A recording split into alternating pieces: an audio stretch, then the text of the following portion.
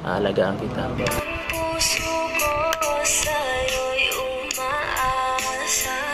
So, yan po mga kalingap, mga ka-EDC. Grabe, simpleng I love you sign ni Beyonce kay Kalingap Edu. Sobrang nakakakilig. So, yan po yung ating pag-uusapan po mamaya mga kalingap, mga ka-EDC.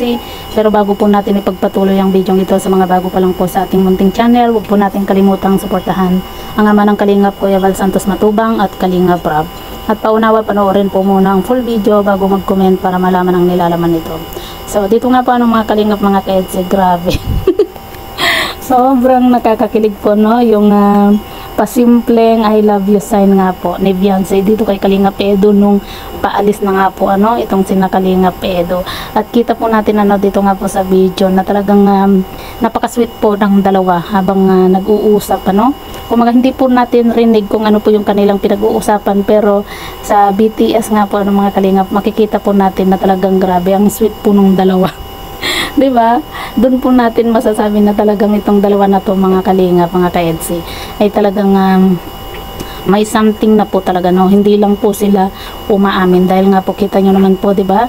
Yung I love you sign nga po nitong si Beyonce. Yung bang kumbaga hindi po niya talaga as in na yung pinapahalata masyado, simple lang po yung pag I love you sign nga po niya, Ang dami pong nakapansin at talagang kinikilig nga po dito, mga kalingap. At syempre, number 1 din po tayo doon na kinikilig nga po, At ito po yung lagi nga po nating inaabagan nga po, mga kalingap, yung vlog nga po dito sa Tambalang EDC.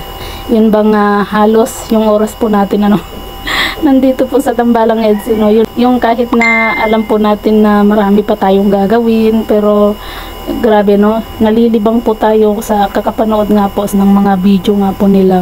At yun nga po, mga kalingap, grabe, malapit na po yung birthday nga po ni Beyonce at talagang ito po yung inaabangan nga po, lalo na po sa mga solid fans ng EDC na talagang inaabangan po natin kung ano po yung magaganap, kung ano po yung mangyayari, di ba? Dahil hindi po natin alam kung sa birthday ni Beyonce ay mag-aminan na or meron ng hug, di ba? Kung napanood niyo po mga kalingap, mga ka-EDC, yung edit nga po na nagyakapan nga po itong si Edu at Beyonce, grabe, nakakakilig. Nung una po akala ko po totoo po, pero yun pala edit po, mga kalingap. Pero kahit papano, kahit na gano'n mga kalingap, kumaga napasaya pa rin tayo, kahit na edit nga po yung pag-hug nga po ni Beyonce at Kalingap Edu. Sana nga po mga kalingap, birthday ni Beyonce, meron ng hug.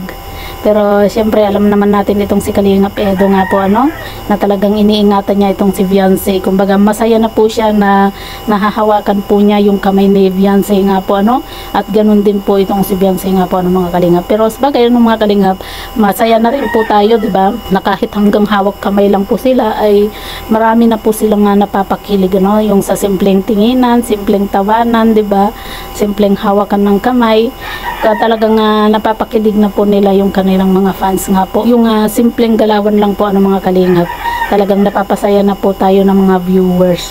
So yan mga kalingap, mga ka-EDC, sino po sa inyo yung kinilig nga po dito nga po sa I love you sign nga po ni Beyonce kay Kalingap Edu. So yan po mga kalingap, mga ka-EDC, ano po yung masasabi nga po ninyo sa video ito, i-comment nyo lang po sa ibaba at babasahin po natin isa-isa.